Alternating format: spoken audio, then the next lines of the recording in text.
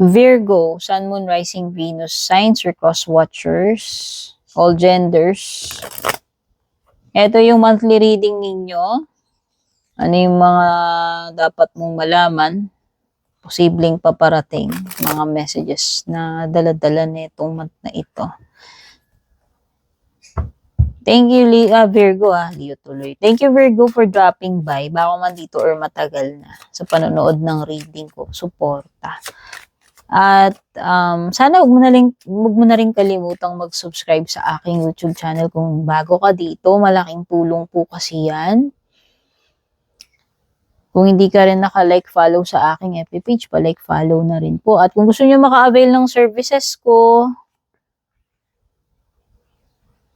products, or other exclusive perks, dumiretso kayo sa aking official FB page, Purple Teen, Meta Verified, may check sa dulo.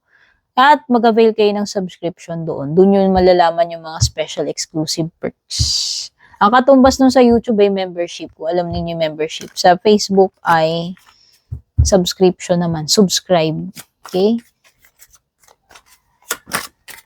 Iba yung like, follow. Ha? Iba yung like, follow. Yung subscription may monthly fee yun. Parang yung parang Netflix. Parang ganun. Okay? Para sa mga hindi po nakakaalam. I-explain ko lang po sa inyo. Kala kasi nung iba. Sasabihin, nakasubscribe ako sa'yo, naka-like, follow ako. Iba kasi yun, yung subscription sa FB. Para kang naka-enroll nun, may monthly po yun. Yun po yung subscription. Parang katumbas nga nun sa YouTube ay membership. Okay, may monthly membership po yun.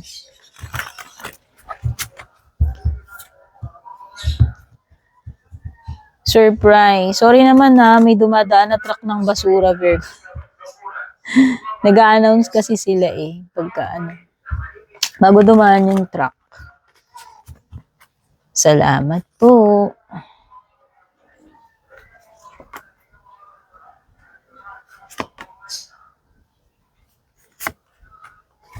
Okay. By the way, ano bang marami dito? Actually, may mga swords. Air, energy, Gemini, Libra, Aquarius. Pwede rin namang may water, Cancer, Scorpio, Pisces, Aquarius. Malakas sa energy ng Aquarius or fire, Aries, Leo, Sag.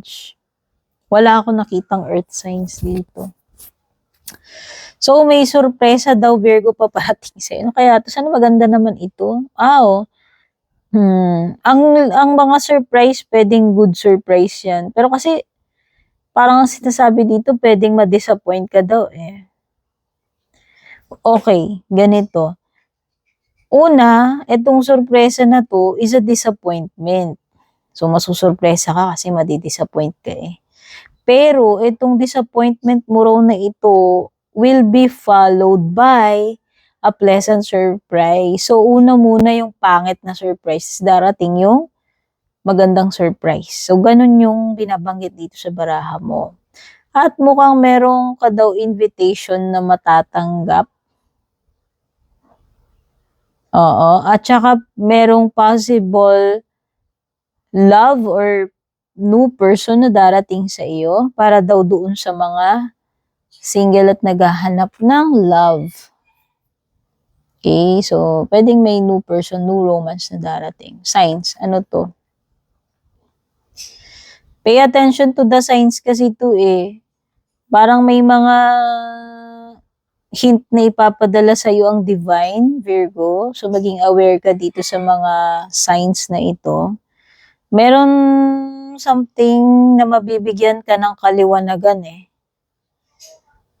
Oo. Regarding something na gagawin mo or path na tatahakin mo, yun yung mga doubts mo tungkol dyan sa bagay na yan, yung mga confusions mo, ay mabibigyan ng kasagutan netong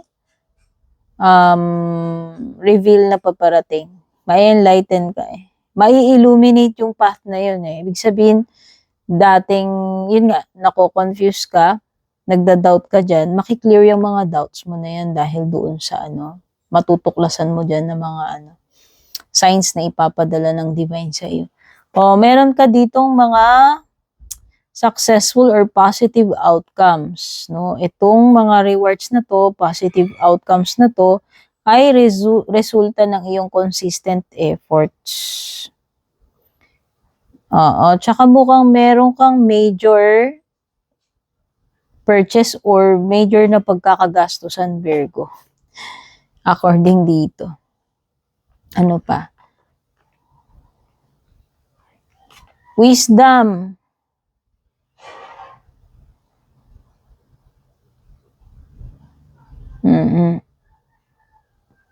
Alam mo, parang ang sinasabi dito, huwag kang mag-focus doon sa past. Mag-focus kayo dito sa iyong present and mag-prepare ka para sa iyong future. Ano man ang nangyari sa past, tapos na yon, hindi mo na maibabalik yon, therefore, wisdom card ito eh. So, yung mga mistakes na yon, ano man ang nangyari na yon, yun ay wisdom.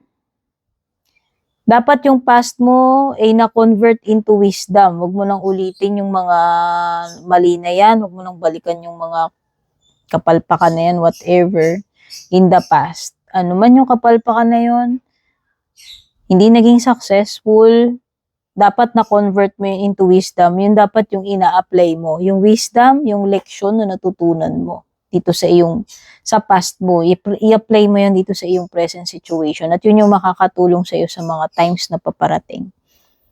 Okay?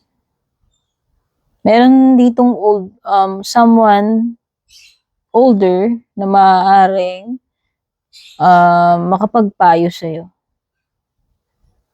Or merong someone dito, old man yan hindi, someone na makakatulong daw sa iyo para maka-move on ka. Kasi parang may something dito na hindi ka makaalpas sa past. Sabi ko nga, yung pain na yun, kung ano man yung nangyari na hindi maganda, failure, pain, etc., na-convert na yun into wisdom. Yung wisdom mo na yun, yun yung magagamit mo dito sa iyong present. Hindi mo na mababago yung past, pero meron kang kakayahan na baguhin itong kasalukuyang sitwasyon mo para magkaroon ka ng mas better future. Okay? Pagdating sa iyong love life, you have passion, engagement ring, the phoenix. Ooh! Smoking hot.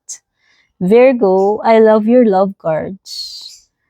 Unang-una, merong passion, intense, insane chemistry, insane passion. You like each other equally daw na itong person na to. Na-enjoy nyo talaga yung tuwing magkasama kayo. Ito ay something na magle-level up, dear. Dear. Ito yung potential, fiancé mo and mapapangasawa mo, Virgo. Hindi ko lang masabi kung itong person na to ay nasa present mo na or darating pa lang. No, hindi ko masasabi yan. I'm not psychic. Pero kasi nakikita ko yung progression nung connection ninyo from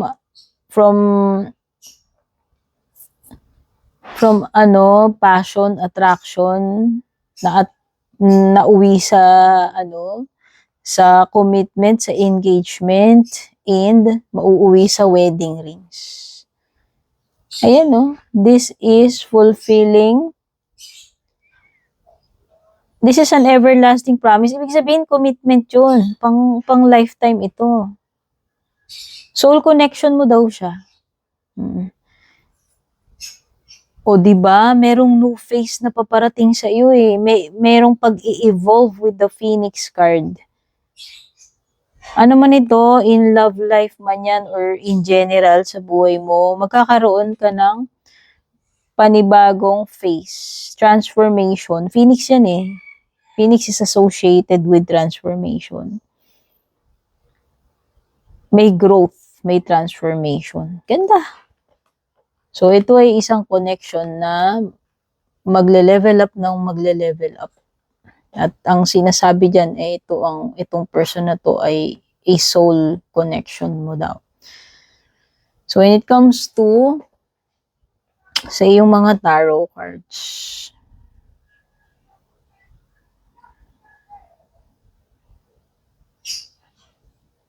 may energy dito ng hindi makaalis-alis. Merong binanggit doon about your past. Hindi ka makamove on. Yun yung sabi doon sa barahan na yun. At yun din yung na-feel ko dito sa Six of Swords mo. Kasi dapat ito, baliktad yung Six of Swords mo eh. Dapat yan, nakamove on ka na. Dapat nakahanap ka na ng panibago. Dapat nga, nag-improve na yung sitwasyon mo. Pero hindi Hindi mo kayang talikuran basta-basta. Hindi ka makatakas dyan. Hindi ka basta-basta makaalis. Or hindi ka pa nakahanap ng something better. Kasi baliktad yung Six of Swords. Pwedeng ganun. Yun yung mga indications nun.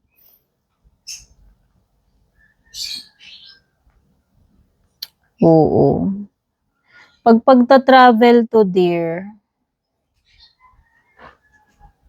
pagta-travel to, pwedeng merong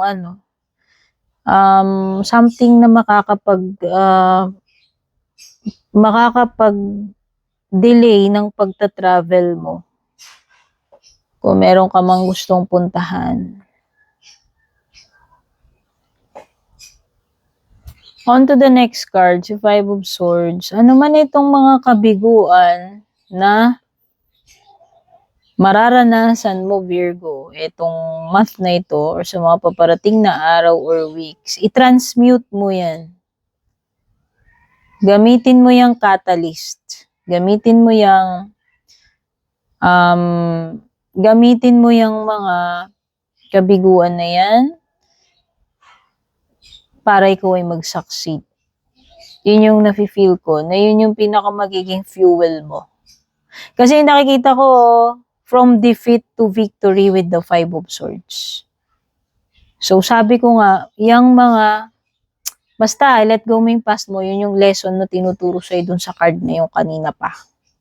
Ano man yung nangyari sa past mo, gamitin mo yung wisdom mo na natutunan mo dito sa present mo. At sabi ko nga, magsasucceed ka eh. You'll have a better future. I-transmute mo yan. Pain, failure, etc. Gamitin mo yan dito sa present situation mo para ikaw ay mag-succeed, maging victorious. Okay? And most likely you will succeed. Sino yung sinasabi ng Five of Swords mo? From defeat to victory ka eh. Kung i-apply mo yun yung wisdom na tinutukoy doon. O, di ba? Nakikita ko na magiging from failure to victory into magiging proud ka sa sarili mo. Oh, magiging happy ka, magiging proud ka eh. Parang trophy mo yan. Achievement ito, Nine of Cups eh. Actually, ito ay wish come true din. So, pwedeng iba sa inyo, baka merong something na matupad. No? Para sa inyo ngayong month na to. Full card is a new chapter. Merong new phase na paparating na binanggit sa Phoenix mo eh. Sabi ko nga, may magandang transformation, may bagong simula. This is a new chapter, a new adventure, new journeying na naman, Virgo. Yes, nakikita ko dyan may mga bago ka na namang experiences, matututunan, may bago ka na namang mga mamimit along the way. Yun yung mga nakikita ko. Merong naghihintay sa iyo na mga bago, Virgo. If you're ready to take a leap of faith, kasi ang Fool is taking a leap of faith eh. It's leaving your comfort zone.